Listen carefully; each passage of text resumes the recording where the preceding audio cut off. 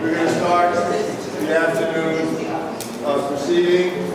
Again, I want to particularly thank Eric Weitzner and Dr. Weitzner and Dr. Lenza, who really helped orchestrate this with myself. I'm Dr. Lewis, Harry Lewis, and bringing this about. It's actually been about a year or more in the discussion stage. This afternoon we'll have two presenters, and then we'll finish with a round table, which I will moderate. But basically, despite those of you who know me, I will try to keep my comments to a minimum. And just for those of you, if anyone who's come in late or for the latter half of the thing, we are collecting email addresses and some money payment so we can cover the expenses. This is since we're paying New York Psychoanalytic to allow us in, even though they don't write a lot. Anyways, the first presenter this afternoon is Henry C. Lothane, psychoanalyst and clinical professor of psychiatry at Econ School of Medicine in Mount Sinai, New York City. The creator of the concept of dramatology, which he will explain. I know of him by word of mouth and by admirable comments from Dr. Weitzner, Dr. Lenza, and others who know him. I've heard about him for years, so I'm looking forward to this myself. With that, I will.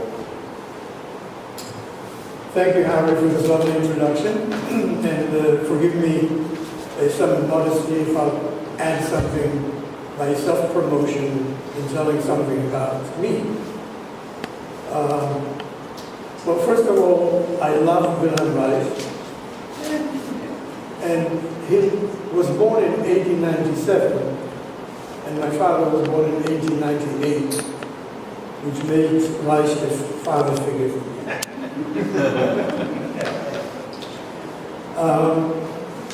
The other thing about Wilhelm Reich is that he is a very endearing person to me. It was said during the mission that people related to not only to his theories, but to his personality, but they didn't like his personality. And I liked him a lot from the get-go. And the first time I became aware of Reich was when I was 18, out of school and waiting to be drafted. In the interval, I met a guy in the USIS Information Service in Tel Aviv who engaged me to make translations and gave me a source of income. He also introduced me to Reich's books. So the first books that I read were about the Beyonds and about the Orgasm book. And this is how I got to know about Freud, through Wilhelm Reich. Now, he's endearing to me also when you read his diaries and early letters. There is something sincere and innocent about him, which is quite captivating. And this is in stark contrast to what happened when he became an analyst in Vienna and was already from the get-go attacked by a second analyst, Paul Feder, who wrote to Freud that he is troubled and schizophrenic. So this is not about Wilhelm Reich, who goes supposedly crazy in America after the trial, but early on. And the other one who repeated the same thing was the third analyst, Jean Dorado, who said the same thing about him.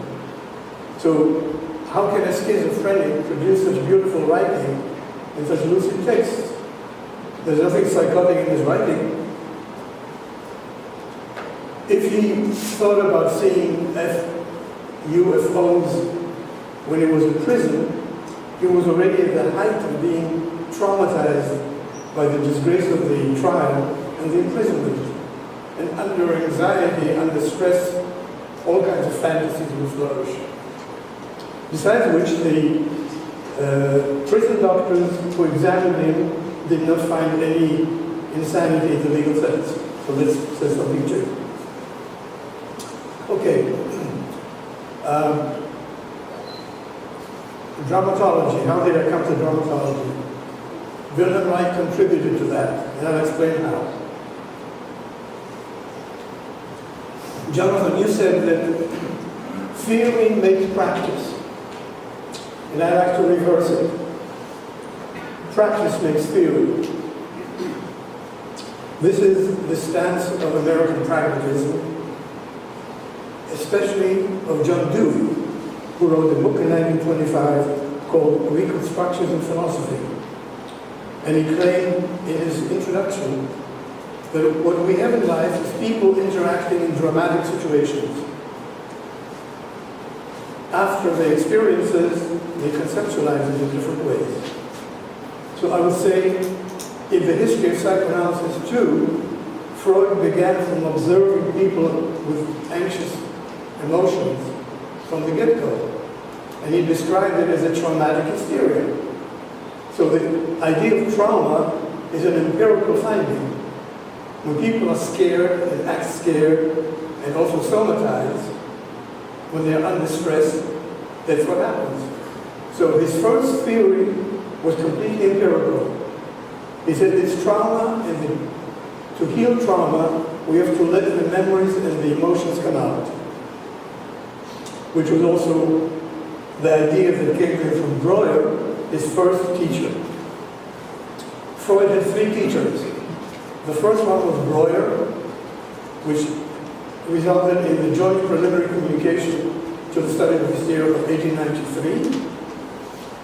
Then came Bernheim, who told him about suggestion and its power. And the third, in between, was Charcot. Without Charcot, there would not have been a psychoanalysis. Freud took to Charcot the story of Anna O, which he got from Breuer in 1882. And in 1885, he finally saw hysteria in action and suggestion in action. So combining Charcot and Bernheim made Freud a suggestion therapy practitioner in the first days of his being in practice. Now, the reason why I'm stressing that is that Freud was at first, in a certain sense, neo-Freudian, then he became a Freudian, but he never lost the neo-Freudianism. The amazing thing is, why did the analysts fight so much about what was supposed to be Freudian, i.e. his theory of sexuality? Who today is a Freudian in this sense? I don't know. Do you know any? When I was in Germany as a visiting professor, all I heard is Dion. Nothing about Freud, nothing about drives. It's all gone. Okay, so I'm now going to address Reich's major contribution to the practice of psychoanalysis.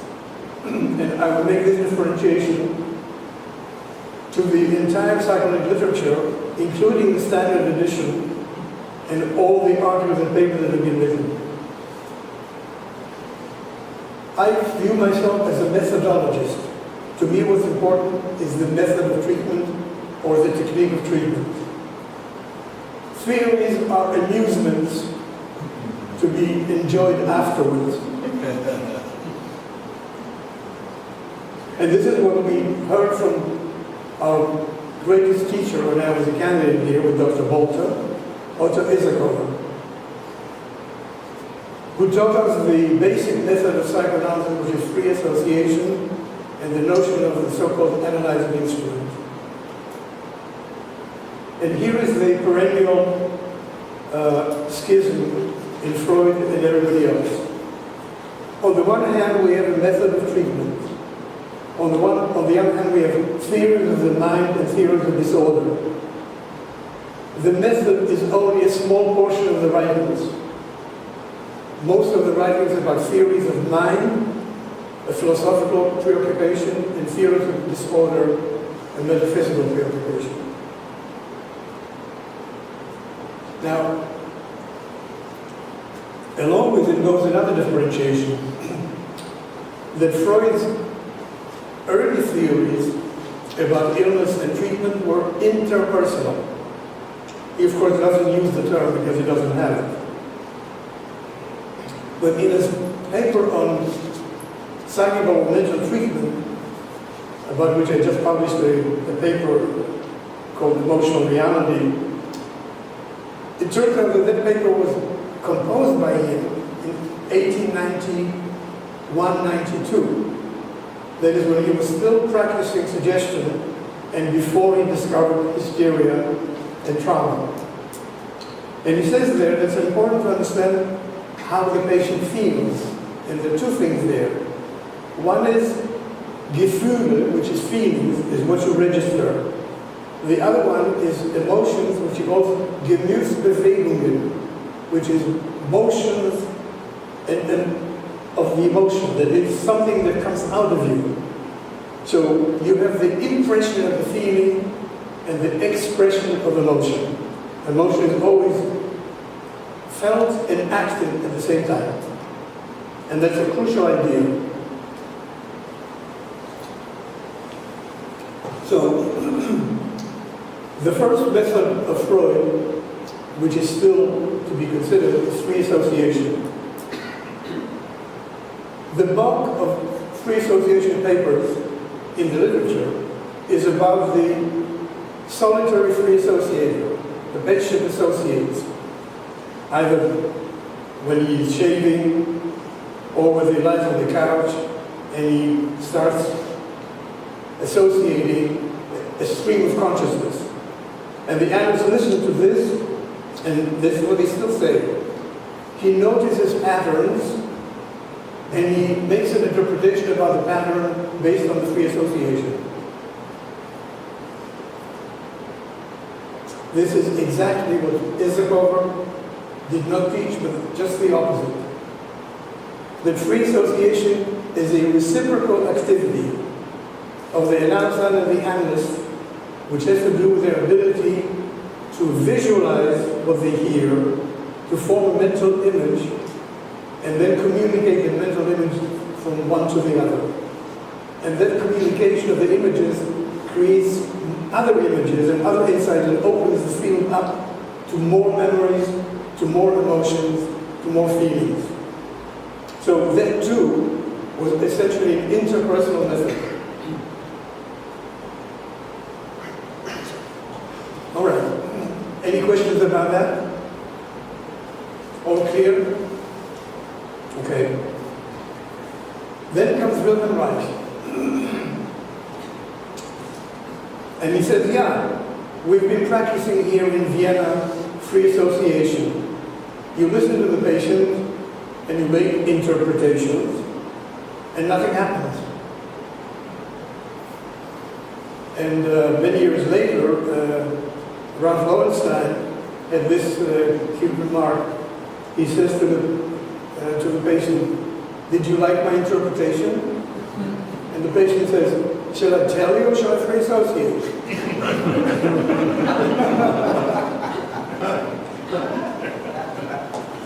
So it means that free association is a wonderful thing, but it may derail. Now, Freud says in the papers on technique, as long as the patient talks, let him talk. When he stops, that means there is a transference resistance, then you intervene. But if Freud didn't say how you intervene, this is where Wilhelm Reich comes in his character analysis. You talked about, Reich talked about form. I would add the word style. The characterological style of a person. That it is not only the thoughts that he delivers, the free association, but how he does it. With what kind of an emotional or characterological attitude.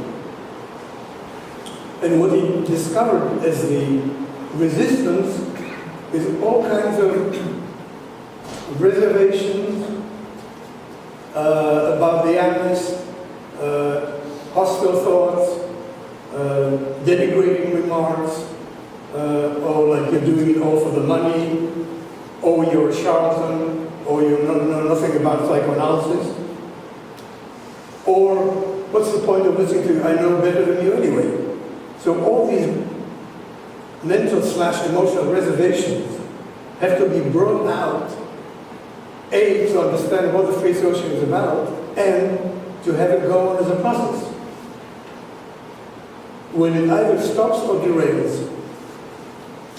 And this important lesson of Reich is the one that is still valid today and still accepted by those who understand the method and its usefulness. Like many here present.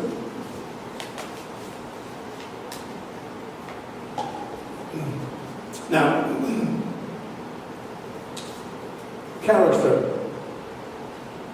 It was also mentioned here that character was something which had certain dynamics or certain theoretical explanations. But I go to something very much more basic. That character is a phenomenon of human beings living in interpersonal situations. Everyone has his character, the way he has his physical body, the way he has his way of dressing, the way of living. It's all character. So, first of all, character is what we observe. It's not just a construct. So the whole idea, whether they're symptoms of character, they're both. They're united and have to do with each other at all times. And what is important to realize here is that the missing link in psychoanalytic theorizing is the concept of habit. Character is a habitual way of reacting to stimuli based on how you have been raised, evolved, etc., etc. This is why we have the hysterical character and the obsessional character, etc. These are modes of styles that are hardened into habit and are reproduced routinely as an automatic response to stimuli. So the point was to understand when the patient stops associating, or when he derails from association, or when he is insincere, because this is what Freud said. Free association has two aspects. One is that you let yourself speak without self-criticism. The other one is that you let yourself speak with candor and honesty and don't hide anything from the analyst. He says there is no law of asylum that applies to free association. You have to say it all. But you cannot say it all for reasons of defense. If it were so simple, a person would theoretically lie on the couch on day one, have an analyst sitting in the back for the next 5 years. He would associate, then he would get up and say, "Doctor, thank you, I'm cured." As a theoretical idea model. The reason why he cannot do this is because he's always concerned with whether the analyst loves him, or likes him, or is not critical of him. So resistance based on transference comes in, and therefore the candor is destroyed, and the genuine flow of free association is destroyed. So Reich said you cannot have good free association unless you remove the characterological defenses, whatever they may be. Now, for me, character also has to do with something very basic. And I realized by reading Freud's text about tragedy, about Oedipus, and the Greek tragedies, the whole concept of catharsis, and then his paper from published in 1942 about characters on stage. That throughout his life, Freud was very much aware of the dramatic nature of life. So, if you're talking about different literary genres, there are two that have to be considered. One is drama, the other one is story. So everybody talks about narratives. narrative this and narrative that, narrative truth or whatever. But narratives are something about what has happened, and drama is something what is happening right now. Us being here in this space and me talking to you and you listening to me is an interaction of a dramatic nature. Because drama means dialogue and expression of emotion and expression of ideas.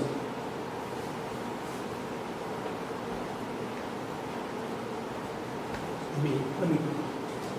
Thank you.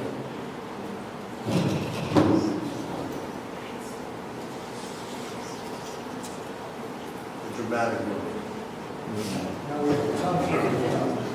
Who's the protagonist? Thank you very much. Very helpful. So, I think it's a basic truth about life. And then what comes into it is Freud's use of the concept of dramatization. Now, dramatization has in Freud two meanings. One is to do with what happens in dreams, i.e., when we are asleep with eyes shut and the room darkened, all of a sudden we see movies in color, and scenes, and scenarios, and speeches. So isn't this the most wonderful thing that the brain can do? The same thing happens when we daydream. We also build scenarios. So we dramatize in image, in thought, and we dramatize in act. Because very often the great dream scenarios also become habitual modes of seeking gratification. You begin thinking about a woman that you want to have sex with. And then you enact with her the idea that you created a new mental scenario. So it's dramatization in thought, in image, and in act.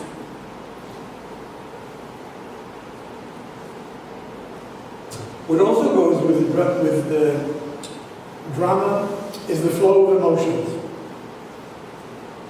That every dialogue between people is about something they want from each other. And this is what, again, Rudy Lothane wrote a paper in 1956 about the appeal function of speech. That we approach another person because we want something or need something, to be helped, to be given something, to get something. So the patient on the couch that's we associate or sitting across from us also makes all kinds of appeals. Give me this, give me that.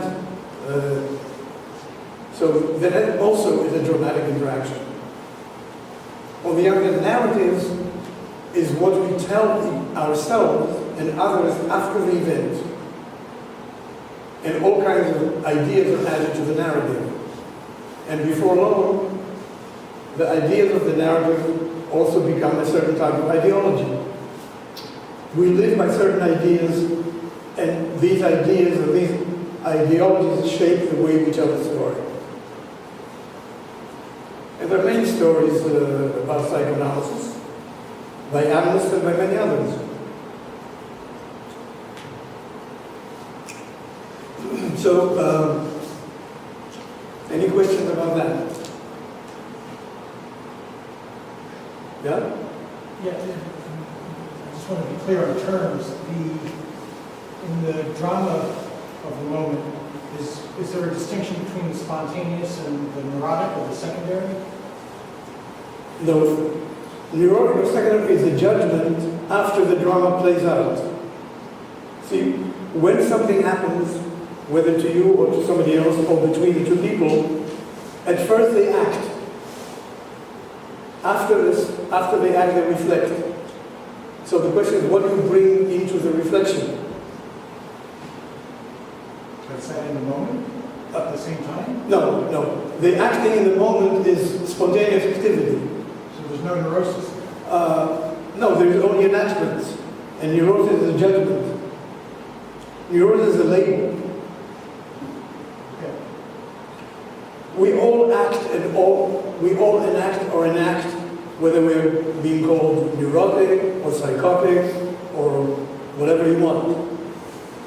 There's no distinction between the primary and So secondary. the distinction is about the social judgment of behavior, or the appropriateness of the behavior to a given situation. But the point is to understand what kind of an emotion is propelling a specific action. Yeah.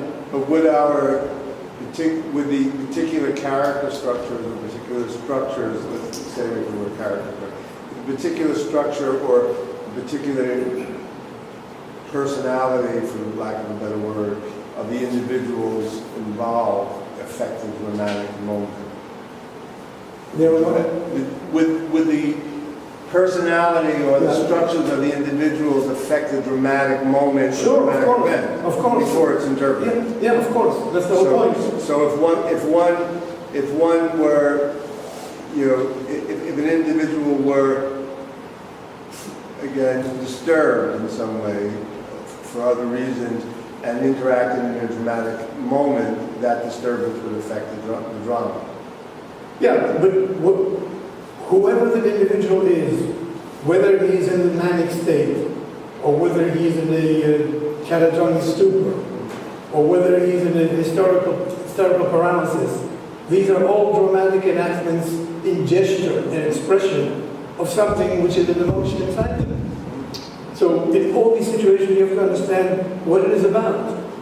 And I would say, any patient that you approach, whether in an office or in a hospital, you first have to understand what's going on in this minute. This is why I say drama is about the here and now. And narrative is about there that was. And you have to think with your feet, so to speak, as a doctor, as a therapist, to understand how you're reacting to the outpouring of emotion. And what that emotion is and the one that you're looking at.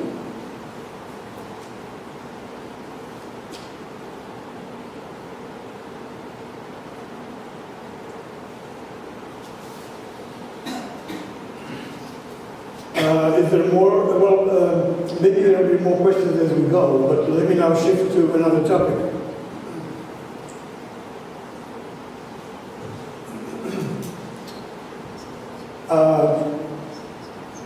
I just wrote a paper on 2 books that talk about Reich. They came from Germany. One by a guy called Calderis, who also teaches in England. He is a dual professorship, and one by Peglau, whom you know from having have contact with Philip. You had contact with him, right? So, Calderis talks about Freud, the Freud complex, and I'd like to speak about the Reich complex. The story of a tragic hero from beginning to end. This is how it started with Wilhelm Reich. He was born in a part of the Austro-Hungarian Empire in 1897, an area that has changed hands many times. It was Austro-Hungary, it was Russia, it was Ukraine, it was Romania, but it had an important Jewish community, and the educated people spoke German. The area was also called Bukovina. And if you wanted to be very snobbish, you would say, are you from Wien or from Bukovina?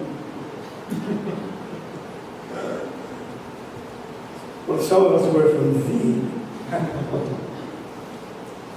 So here is Wilhelm Reich, son of a rich landowner with workers who worked the land, and raised in his bucolic nature, with a doting and adoring mother, whose firstborn he was, a brother, and a rather rigid patriarchal father. And then at the age, so first he gets schooling at home with a private tutor, and then he goes to a gymnasium. But while the tutor is at home, Reich undergoes an Oedipal crisis around puberty. And he writes a paper about it, about himself as a case, but it's really about his story. So he's spying on his mother and the tutor, who is a lover, listening in to the noises or the lack of them, and finally realizing they're having sex. He was also privy to sex among animals on the farm, and he was also an early masturbator and had early intercourse with the maids. So, caught in this incest drama, he goes to his father and tells him about it. You can imagine what happened as a result. The father flew into a rage and tortured his poor wife until she took poison and died of it. It destroyed the father, and he died a few years later in 1914, when Reich was 17 years old. So, according to his third wife, Ilse Ollendorf, this drama, this family drama, weighed on his mind all his life. And it was one of the reasons why he could never complete an analysis. I don't know what he told Rado or Feder about it. So here is then some of the milestones of Reich's meteoric success. In 1918, he volunteers for service in the Austrian army, where Freud's sons were also serving. And by 1918, he finishes the service from 16 to 18, right, Philip? 15. From 15 or 16 to 18, the military service. So he then comes to Vienna and matriculates in the medical school of Vienna University. And because he's a veteran, he's allowed to, my dates correct? He's allowed to finish medicine in 4 years. In 1919, he meets Fenichel. And at that time, Fenichel is leading a sexological seminar in Vienna. So, sex interests Reich immediately, and the two strike up a friendship which lasted for many years until Reich felt betrayed by Fenichel. And this sexological seminar is also an introduction to psychoanalysis, because Freud is there. So from the sexological seminar among the medical students of Vienna University, he goes to Freud. In 1920, which means already in the same period, he gives his first paper to the Vienna Society. They allow him Ibsen's Per Guild, a wonderful paper. And it's an amazing thing that how much he knows about psychoanalysis at 23. At 23, I was a baby. This guy has already swallowed the paper on narcissism, if not the paper on Schreber, and analyzes Ibsen's hero both in dramatic terms and in psychoanalytic terms. A very sophisticated analysis. And at the end, it is clear that he sees Per Guild as an epitome not only of the rebel, but of a critic of society who sees the injustices done to poor people, or the grinding of the poor people. And I think this is the seed of his future involvement in politics and sociology and social causes. In the same year, 1920, he reads another clinical paper, and from the guest member becomes a permanent member of the Vienna Psychoanalytic Society. Between 1920 and 1922, he already sees patients in analysis. One of his patients is his future wife, Annie Pink, who becomes Annie Reich. Then comes the year 1922, when three things happen. He gets married. He is now a practicing psychoanalyst. And he also is involved in the Vienna Polyclinic as a helper to Hitchman, whom he'll later replace as a director of it. So between these very intensive years comes the period of 1924, when the technical seminar is founded, and he then becomes the leader of the technical seminar. And it is there where all these ideas about character analysis that I outlined earlier materialize and are described as clinical material and with the participation of the students. So he's a teacher, an educator, as he is a practicing analyst and a theoretician, all at once.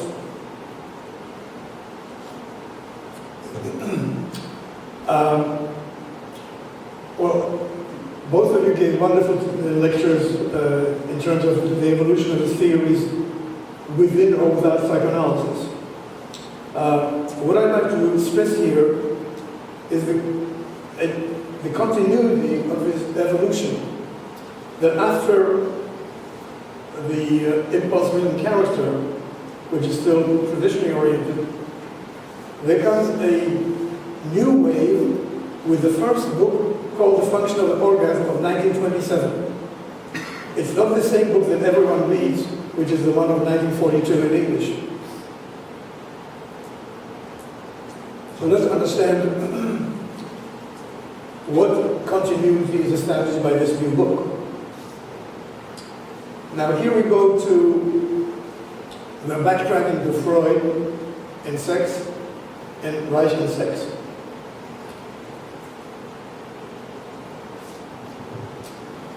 Freud discovered sex because of his own experiences, as Reich did. But here are the Freuds. At age 26,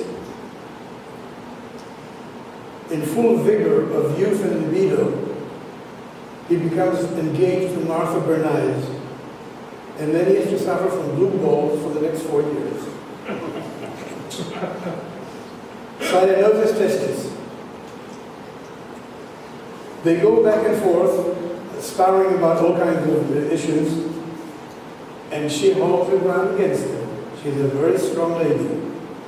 She tells him to stop seeing friends of hers from before, men, because he's jealous they might have all kinds of ideas about her. And so she says, no, I'm clear about who I want, I love you, and I'm not going to leave my friends. But the stubbornness and the intransigence of Freud and his jealousy comes out in spades. And this will be played out later on in terms of Freud playing the role of the jealous Jehovah who cannot brook any deviation from his law, from his word as law. So I posited in my review of this first volume of the correspondence that Freud's actual neuroses were influenced by his own experience. Now, what is an actual neurose? It means that your sex life is deficient. If you masturbate too much, you get neurasthenia. If you don't have enough orgasms, you have anxiety, but not just anxiety as an emotion. Anxiety is a psychosomatic phenomenon. You get difficulty breathing, your heart pounds, your body goes rigid. So this is the empirical indication that sexuality is not just a theory, it's something that you feel in your whole body. And this is the basic idea that Reich got from Freud. And I think both of you were showing how much of Freud is in Reich, how much he took over. And I'm continuing the same line. It's exactly right. He got his ideas about sex from Freud. It is Freud who went back on these ideas later on. Not Reich. Reich said, what do you want from me? I'm continuing what you've given me, for Christ's sake.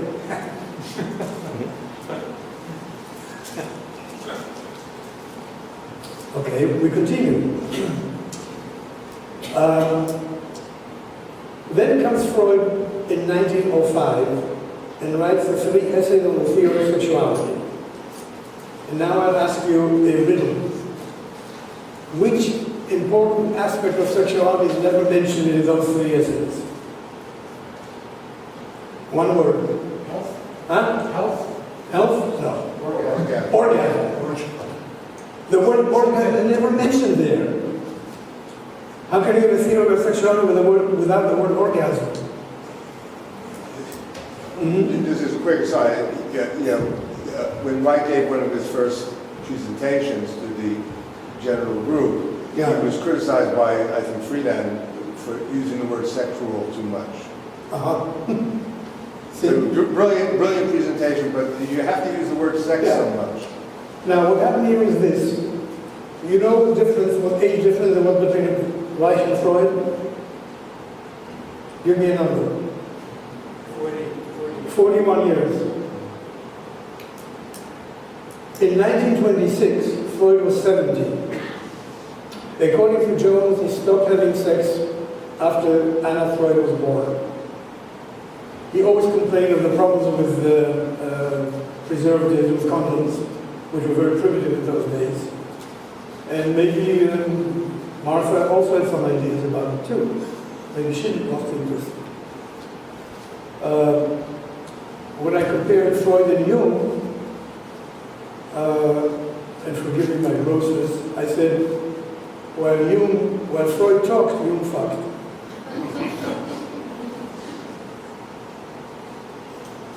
So here's Freud at age 70, and there is Reich bringing him the manuscript of the function of the orgasm. And Reich and Freud's reaction is, what, that thick? Now this was a slap in the face. And my theory is that this created a depressive reaction in Wilhelm Reich and reactivated his heel tuberculosis. Because the Koch bacillus is not enough to account for the outbreak of an actual illness. You have to have precipitating factors such as depression, which weakens the immune body system, and something happens. So he goes to Switzerland to recuperate. By the way, his father died of TB, and so did his brother. So there was a lot for him to fear for himself. Will he survive or not? Who knows? But then he comes back with renewed vigor, and the book is published, The Function of the Orgasm. In this periodical, which I was a guest editor of, International Forum of Psychoanalysis, Psychoanalysis and the Third Reich. And I have here a number of contributions, and one of them is from Reich's daughter, Laura Reich Rubin, born in 1928, who is still living in Pittsburgh and still going strong. She's on the West Coast. Huh? She's in Seattle. In Seattle? Lives now in Seattle? That must be recent. A few years. Yeah, that's right. Because this goes back to 2003. Okay. Thanks for telling me. So, why is she important? She says that Reich was sacked in 1934 because of the hostility by Anna Freud. But there was a lot of hostility towards Wilhelm Reich because of his sexual excitement. And it has to do not only with Freud, but with the fact that the Praetorian Guard around Freud was also made of men older than Reich. So you get here the phenomenon of the old man who's envious of the young man's sexual prowess. So too much sex, too sexual, may have been filled by that, and created the animosity, in addition to Reich, as attested by his own daughter. She said he was not easy to live with. He had the chutzpah of a genius, and people didn't like it. And I think this pride also was a cause of his downfall in America during the trial over the organ box. When he flouted the authority and wouldn't respond to the summons, and wouldn't hire a lawyer to defend him. But I'll come to that later. See, time is going so fast. Yeah. So I think I'll just try to describe the tragic hero and how he was being persecuted, starting in Vienna and throughout his life.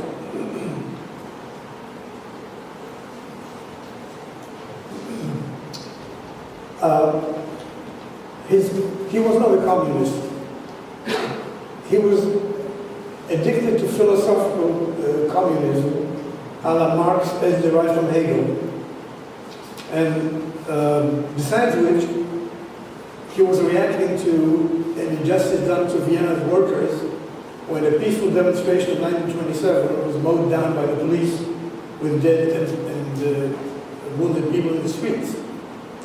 Besides which, there were many links Freudianer in Vienna period. The young people were drawn to Marx, to Wagner, and to Freud. These were all revolutionary ideas. So, in America it didn't have to happen because there was an anthropology and a sociology which was linked to psychoanalysis with people like Gardner or Gezaroheim.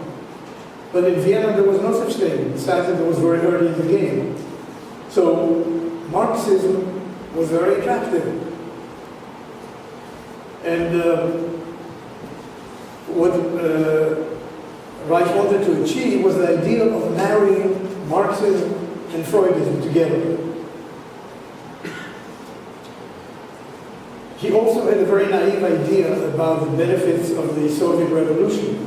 And he idolized and idealized Lenin, in spite of the fact that he introduced Red Terror very early in the game.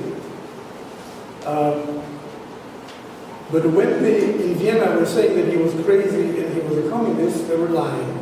Because he was already beginning to move away from it already in those days. And when he came to America, he gave it up completely. And in an interview with Kurt Eisler in 1952, which is published, he says, "I was never a communist. It was only a way of an idea." Besides which, his early activities in sex hygiene were linked with the communists, and because through them he got contact with the people, and he also brought members of the Austrian Communist Party. But when he started preaching sex economy in a serious way, and trying to tell the communists that this is what they have to do, they said, "Then get out of here." They didn't like it. It was George Orwell's insight in 1984 that dictators are threatened by the sexual freedom of the people. Because once they have it, they can also be critical of what's going on. So Reich's idea was absolutely right on the money in that sense. That when he defined emotional pest, he meant the anti-sexual, anti-life attitude in mankind. Now, I also prepared to tell you about a whole other story about Reich. His expulsion from the International Psychoanalytic was not only because of his dissenting from Freud, and not only because of his Marxism. It has to do with his violent critique of the Nazis, of Hitler, in a book called Mass Psychology of Fascism. And this was at the time, 33 and 34, when the Gentile emissaries of the now Judenline, i.e. denazified German psychological society, came to Vienna to negotiate. De-Judaized, not denazify. Yeah.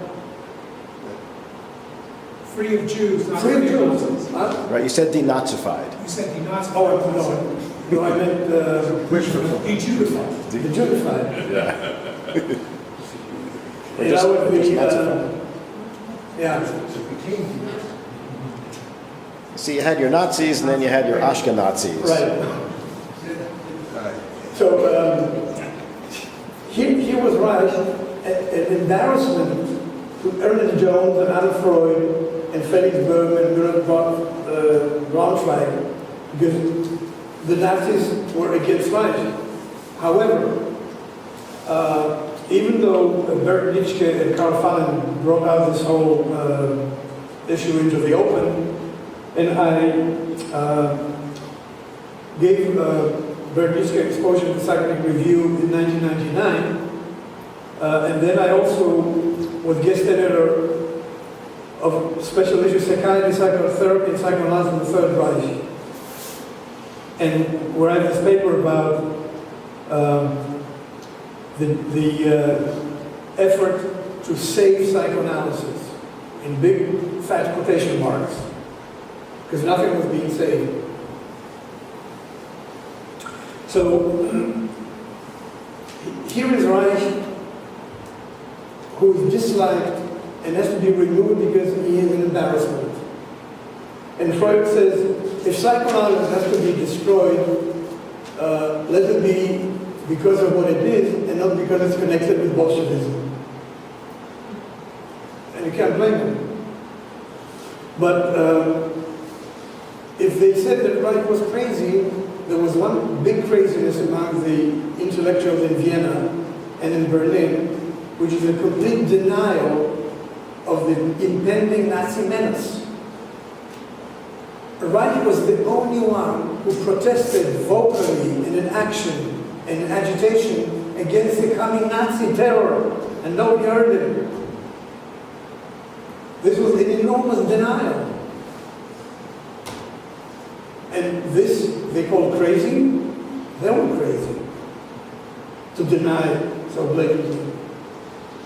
So crazy as a word of endearment can be very easily bandied in both directions.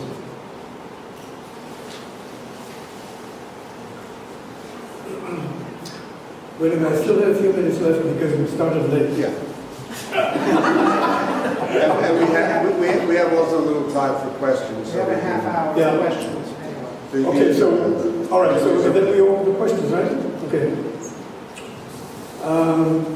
So, here is the Reich's trajectory. He has to flee from Vienna because he's an undesirable. He's an agitator against the Nazis in Berlin as well. He has to flee there, and if he didn't, he would be sent to Dachau. Because Dachau, as a concentration camp, was opened in 1933. What people don't realize about Germany is that the Holocaust and Hitler's racism and the opening of death camps was not only to get rid of the Jews, but also to warn the Germans, if you dare oppose me, you go into the camp. And quite a few ended up there. Now, what Reich tries to explain in the book The Massacre of Fascism is how come the workers who were deprived in many ways voted for the right-wing parties together in favor of Hitler. How come they didn't see it? And then there's this theory. Workers and the women. Bigger? The workers and the women. And the women. And women were among Hitler's strongest supporters. Mm-hmm. So he calls it, in Germany he called it a Schere, a split, a schism, a cleavage. A dissociation happened in the awareness of the masses that they should realize they're being fooled. That a dangerous demagogue was trying to enslave them through his propaganda, and he was not going to give them what they expected. He was right and wrong at the same time, because Hitler's reversal of the Versailles Treaty gave Germany a lot of armaments, and a lot of deployment, and a lot of benefits. they flourished. As we did here in World War II, we introduced the Roosevelt New Deal to heal the Depression. So war is a very important factor in curing society's economic ills. But I don't think that the Nazis, that he mattered all that much to the Nazis. He mattered a lot to the intramural politics of the psychoanalytic movement and the IPA. And here's what happened. So, first let me say that what Reich did was, until then, he was analyzing individuals. Now he came to analyze society as a whole. And he said, the reason why the Nazis succeeded is because the German masses were sick. And their sickness, he called emotional plague. Because of the suppression of sexuality, because of the authoritarian structure of the family and of society, they have been cowed, they've been castrated, and therefore were easy prey for the demagogue. So, I think there again, Reich was in sync with Freud.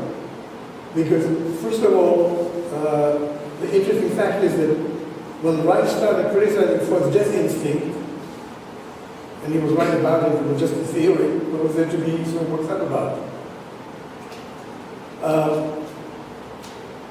When he talked about it, when he talked about prophylaxis of the neurosis of the masses on the one hand, and then wrote this paper on masochism in 1932, it was already mentioned that Freud wanted to come out with a note that he is a Bolshevist, and that there's a Bolshevist theory.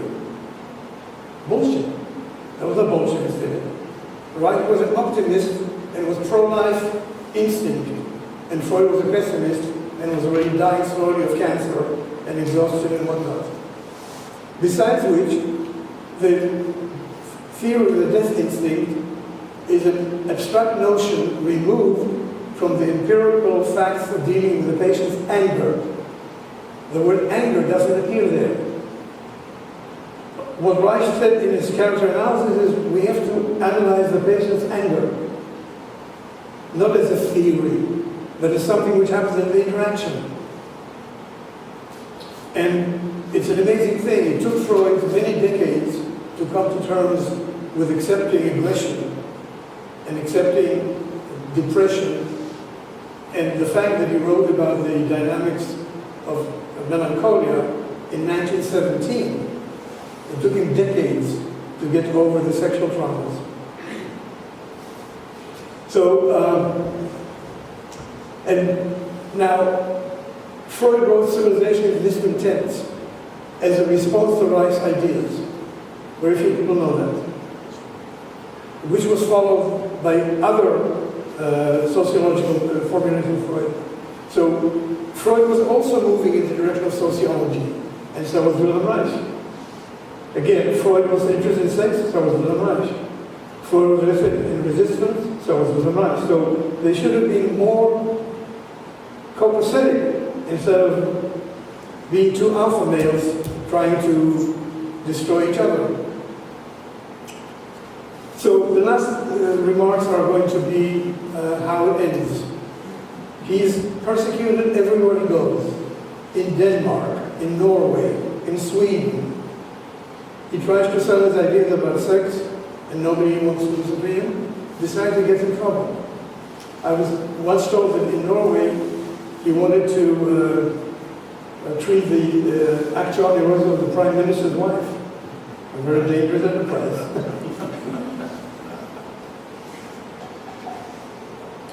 Finally, he comes to America, the promised land of freedom.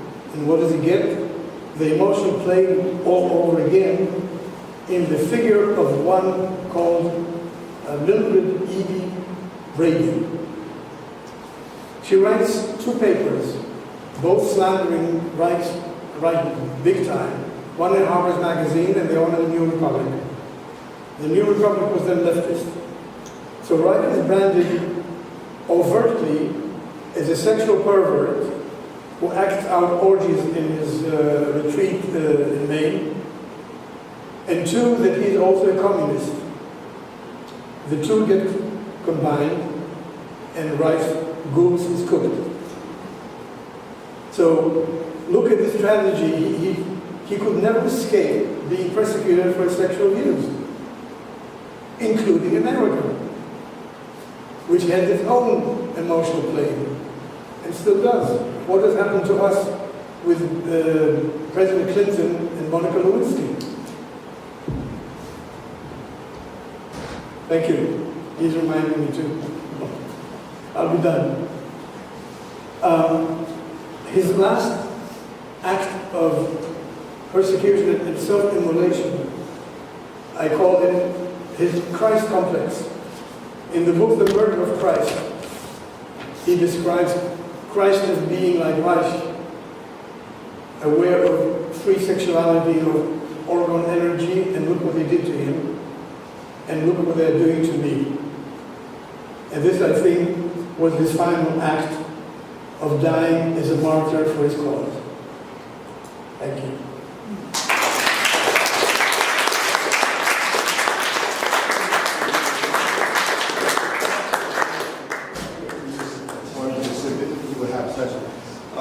We can take questions now and before the final presentation, and then we'll have a round table. The fact that he had so many followers and people who were interested in his work, none of that gave him any sustenance or support when he... Whether he got support from that? I didn't quite I hear. said the fact that he had so many followers and students, therapists, that gave him no sustenance. No. You see, this is one of the tragic aspects of the story. That there were even people in the analytic community who wanted to speak in his favor and at least plead, have pity on this man. But nobody came forward. But I mean in America. Huh? I mean in the United States. Yeah, in the United States. And elsewhere, there was also one time when he asked Freud to intervene, and Freud refused. So he really needed some help from others. He had also the people around him in Organon. And there were all kinds of impressions about whether they were able to persuade him. People like Silver, people like Sauvé and others, but apparently not. Let me just intervene here a little bit historically. We're a little more complicated than that. There were many who supported Reich. There were also many who actually, that Lothane already referred to, Adolf Fenchel, for instance. Reich is often accused of being paranoid and convinced that people were out to get him. We now know by the record, clearly since the archives and other materials have been available, that this was not a paranoid delusion, that they were active, they were aggressive activities. Actually, Lori Reich, who refused to talk about her father until very recently, when the material finally became available, realized how planned the assault on Reich was. It wasn't just that Anna Freud lied to Reich in 1934, just before the eve of the Lucerne Convention, when he was removed. Her father had already been in communication with her directly to plan his removal. His so-called best friend and close associate, Adolf Fenchel, had clearly become extremely, we know from the record, from Fenchell's own writings, was very jealous, very angry, and very disheartened with the fact that he felt that Reich was getting all the attention, that he should be getting equal attention, and rightfully so. Fenchel was a major contributor. Fenchel talked actively against him and organized against him in Scandinavia, where he preceded Reich. Friends of students of Reich, Erich Fromm, most notably, actively spread rumors. Fromm came to the United States and was actively participating in spreading rumors that he was schizophrenic. Basing on the Lucerne episode, talking about drama, Reich appeared at the opening of the Lucerne conference with in shorts with a hunting knife. They had been camping out. This was proof that he was insane and crazy and psychotic. So this was the kind of stuff that was thrown at him. Those who supported him, anti-Reich, remained militantly aggressive, because she was one of the key figures who supported the position that he was a sexual pervert, who was molesting his daughters. None of this was supported. None of this was factual. But again, there was this constant refrain. And in fact, in the United States, Reich, what most people don't get here, was a small group relatively. It's a nice group, it's turned out. But Dr. Bennett will, I think, address a lot of this. We lose sight of the fact today that Reich was a celebrity. He was renowned. There was an incredible kind of presence and the excitement. He actually made it into the newspaper. His arrival in the United States was, written up in newspapers. It was very, very important. His position was very, very strong, but he was also, I think, Isaiah Neal, his closest friend and probably the most honest figure, said he was extremely naive in terms of his belief that people really would defend him and support him, and in fact, many of them were chicken. Reich's favorite phrase was, "I looked to fly with eagles, and all they ever found was chickens." All right, I want to follow up on the previous question to see what. Could you stand up? Yeah, why don't we, we're supposed to have a wireless mic for this, and it's not working. It has to be talked like. You're going to have to talk like me. Talk about it. Stand Talk up. loud. Or go get Adrian and turn it on. Or come here and do this. No, this is the only mic we have.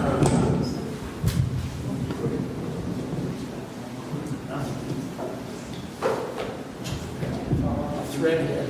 Some way to work your way to the family. No, I mean, this is what I wanted to ask you. I mean, Reich did have a very productive life in the United States. And he was single-mindedly pursuing his research. Now, I have heard, like I read somewhere, that he became very different when he came to the United States. That he used to be a very informal, socially open kind of person. And then when he came here, he became different. For example, I think in Europe, everyone called him Billy, and here he had to be addressed as Dr. Reich by his students, trainees, and so forth.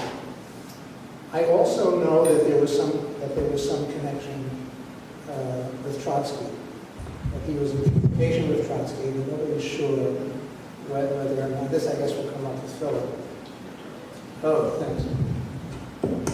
But nobody's sure whether it actually Trotsky or not, that they ended up with a meeting. But there was also the possibility that was raised in something I heard or read, that he may have been very much in danger of being assassinated by Stalin.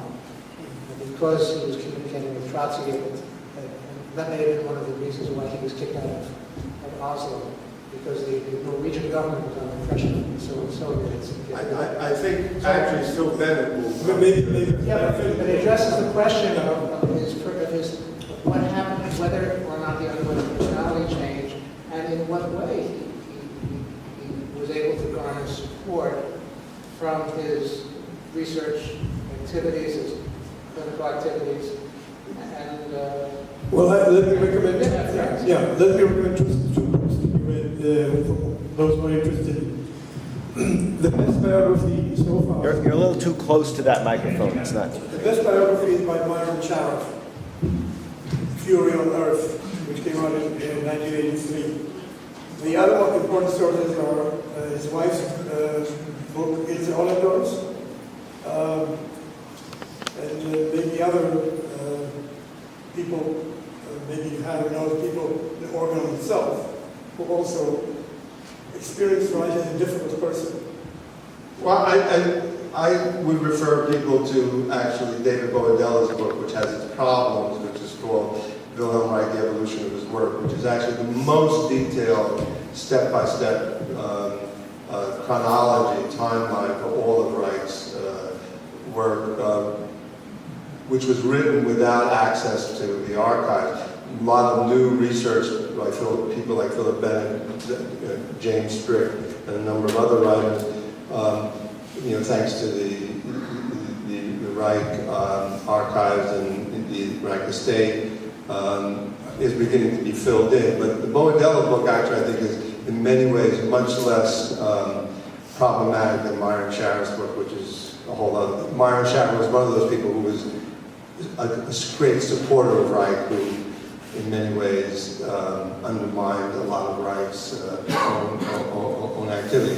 Silbert, who was mentioned, is unquestionably, if one wants to take the drama of Christ, is clearly Reich's Judas, and Silbert eventually committed suicide after being prosecuted. As I would argue, there are other interesting books. One of the sweetest books, actually, if you want to get a sense of Reich as a human being, is Peter Reich's Book of Dreams, which is not a very factual book. It's a very subjective book, but it's factual for Peter, but I mean, but I think gives a real sense of man. The other thing, if you really want to get a very good sense of Reich, buy from the museum the 6 discs that are available of Reich in seminar. Not only will you learn a great deal, but you will also hear a man who's quite lively, quite, just as Dr. Lothane has been presenting, quite lively, quite available, quite interested in everything that people are saying, and not at all demagogic. You just don't hear it. One of the most typical things that I love about it is the phrase that punctuates all of the seminars that he keeps saying. He keeps listening to other members present, and he keeps saying, I didn't know that. That's amazing. That's wonderful. Tell me more. So I think I think Reich was, from descriptions of Dr. Sobey, who a number of us worked with and knew, he could be incredible. If something went wrong, or something bothered him, or something felt as an affront, he would go into rage, and then it would pass like a storm, and a few minutes later he could be quite loving, quite friendly, quite available, and that keeps to be consistent dissent. And the final thing I would say is, A.S. Neill finally said of Reich, and this is interesting in terms of what one's dramatic story is that in the end, Reich was never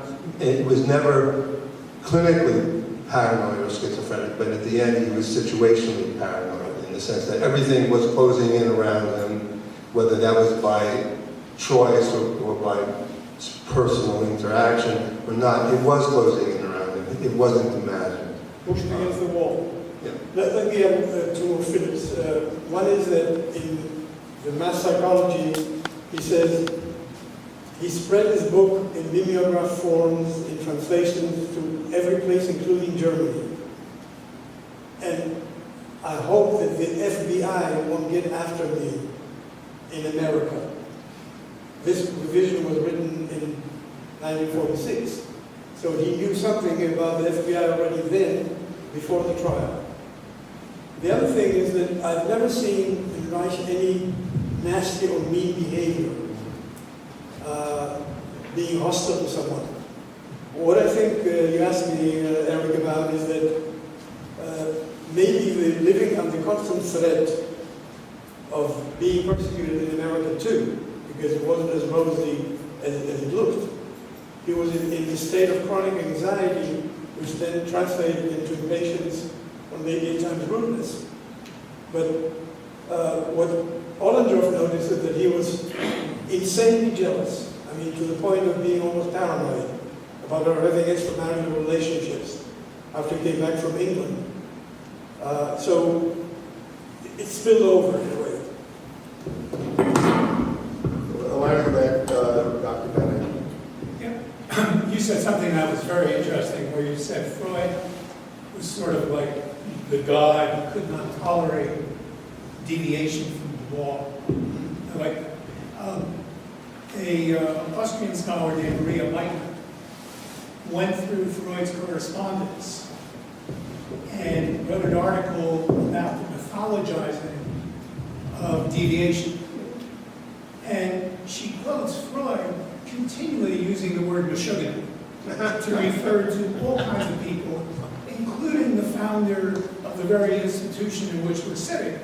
At one point, Freud says of Brill, he's a crazy Jew. And this is coming from Freud. But, so it's not surprising that the brothers, that is, if he's the daddy, you have the brothers, were attacking one another and using the same thing as Federn tried to marginalize Reich by saying he was mentally ill. What's significant is that Freud never agreed with that. There's no indication that Freud ever thought that Reich was mentally ill. No. He did think of Reich as a threat to psychoanalysis because of his politics. But I'll show that in my talk. But, so the use of this crazy, not crazy, was just widespread at that time. Philip, will you also address the history of the German psychoanalytic and this whole thing, this whole scandal of whether psychoanalysis was destroyed during the war or not? Well, let's see what I can do. Yeah, there's a question in the far back. I think this will probably be better for the round table. I just wanted to sort of drop it in here because I'd like everyone's opinion about when and where and why the emotional flame started. And just your thoughts on that. Because obviously with the murder of Christ, he thought it was already well going by Christ.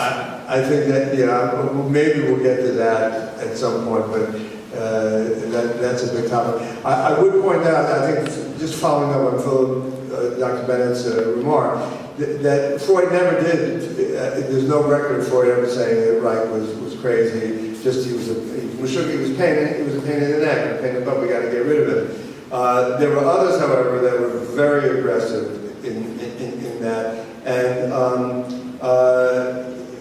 also we lose sight of the fact that in America he was a very, very active target, and I think Dr. Bennett will address the fact that once in America, he was also much more nervous, as you were asking, about the potential risks of his past involvements and his past associations and his visible leftist affiliation. I would point out, having spent the summer, part of the summer in Oslo, Reich in Oslo is renowned, and he's considered a central figure in the culture of Scandinavian culture, not just among professionals, but many of his students became the founding members of the whole mental health and even physical health practitioners in those areas. So it's a very different attitude. His house has a plaque on it that says, "This is the home of Wilhelm Reich and his laboratory." So it's a very, very, American experience is, I think,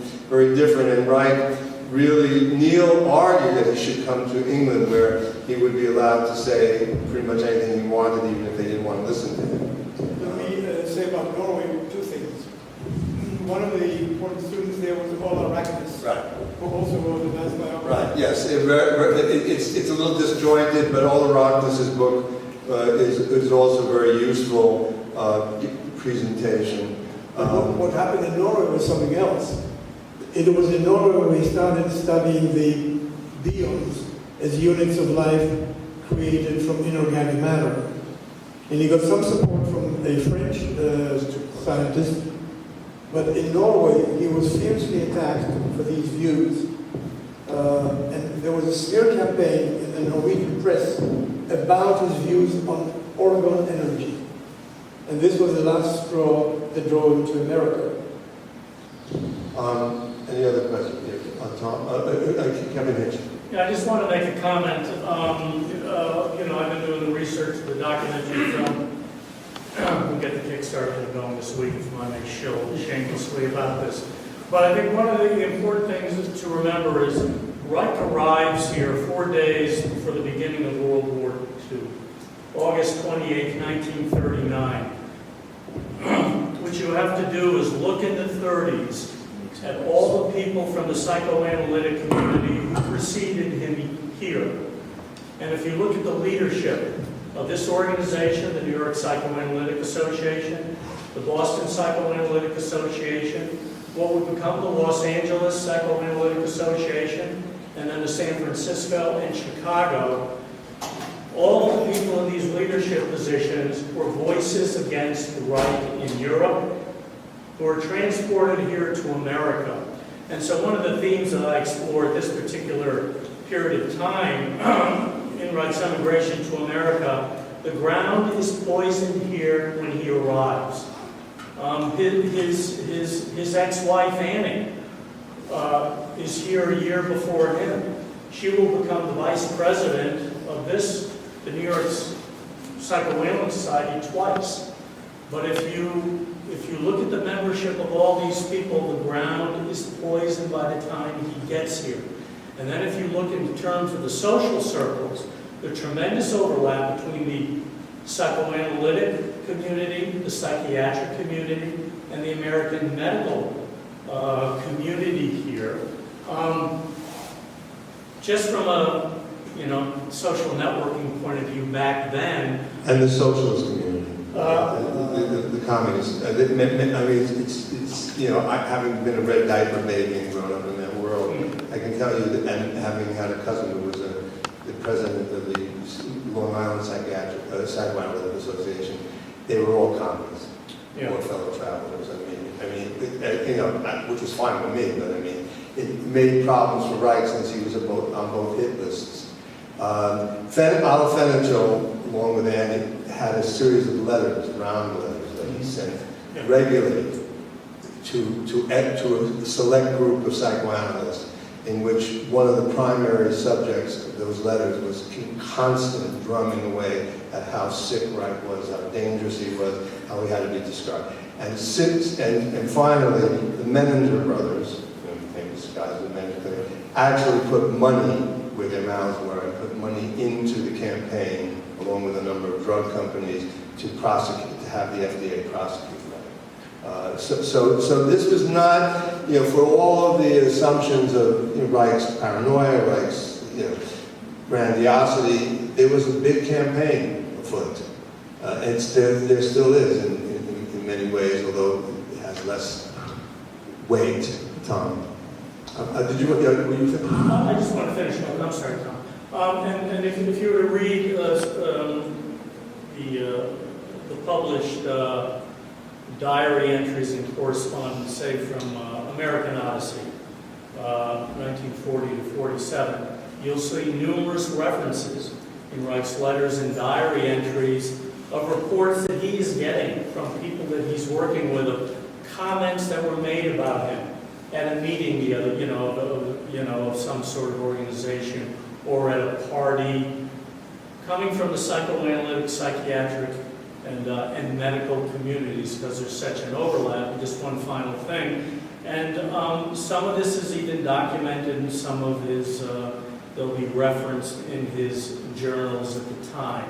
So I always say quite simply, the ground is poisoned against him by the time he gets here, from all of these people who knew and were speaking out against him in Europe. And remember, one of the earliest voices that he is psychotic, as you mentioned, is from Rado. And Rado was a key figure. Rado comes here about 33 or 34, I think, to work at this organization, and he is bringing with him these stories. Reich is psychotic. This is going back to 1934. So that's about all I want to say. Yeah, Tom? Thank you. And then I think we should probably move on to the last guy. Yeah, what I would say is completely relevant to the point Kevin's making, and I want to tie it to one of your last closing statements. You mentioned the general truism that Reich, everywhere he went, there was this persecution because of the sexual component. And there's a nuance in there that I think is useful to look at, which is, while you got two levels, you got the mass of people, and then you got the individuals, like Kevin was just pointing out, that started things in America. You have the reaction against the sexuality of these key play characters, and then you have the general public who responds to this invention that Reich is this crazy sex quack. In a way, masses of people haven't really heard Reich's arguments. So a lot of times their reaction is to this invention, not even so much, he hasn't even been given a fair hearing. See, the Brady articles spread like a virus. it's amazing, and how everybody copied those ideas uncritically, and how they also affected the FDA. The managers were very active in that. They picked it up very quickly and disseminated it to different magazines and different publications and put money behind getting it disseminated. Just in terms of Reich being paranoid or unfriendly, the interesting thing is one of the things that got him in trouble is that he welcomed Brady into his office with great charm, great facility. Yeah, but he was extremely outgoing, and so in answer to also, I think, Dr. Weiss's position is, I think, gradually, both in what he felt that in Europe, he had felt clearly, he says it in his writing, that in Europe he had been too open, too vulnerable, too available, and that this was it led to his, to traps, and so he, in a sense, reacts by trying to prevent that from happening. And the point is that if you're going to be trapped, you're going to be trapped. There are many different kinds of traps. But the final reality is, the American Medical Association took out, and the managers took out a full-page ad in the New York Times after Reich was convicted and sentenced, congratulating the FDA in removing a menace. And the final thing was that in the final issue of Time magazine, when they chose, the most important figures of the 20th century, Reich was chosen as the most prominent crank of the 20th century. And the other person on that list was Mengele, Joseph Mengele. So that, I think, on a sad note, will bring us to Dr. Thank you.